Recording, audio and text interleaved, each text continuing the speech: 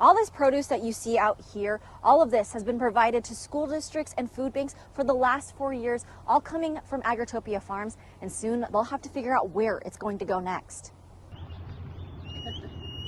Farmers plan well in advance. Everything that we're growing, we had to have planted, 4, 5, 6 months in advance. Time not on their side when they found out this week, along with everyone else, that the USDA is cutting a critical program. I think just a little bit of warning would have been nice. It would have been nice to kind of know what's coming for all parties involved. The USDA says the Local Food for Schools program, as well as the Local Food Purchase Assistance Cooperative program, will be sunsetting.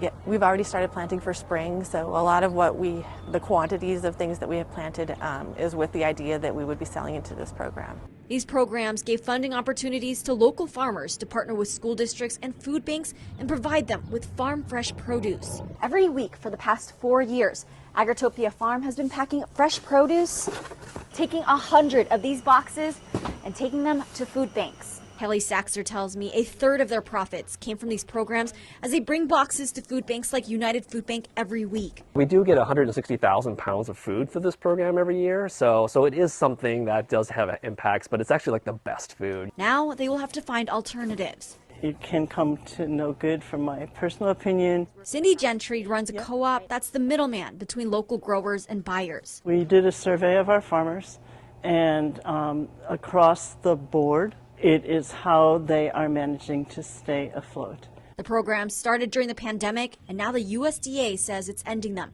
to, quote, mark a return to long-term fiscally responsible initiatives. Most of spinach is going to go to farm boxes. Saxer says their current contract, as they understand it now, still goes through June, but the work is now beginning as they try to find other buyers. It is a lot, yeah, so it's going to take a little bit of time, and farmers are optimistic by nature, so we'll find a way to redirect the produce. It just would have been nice to have a little bit of warning to plan a little bit. So. I'm Melanie Dow, ABC 15, Arizona.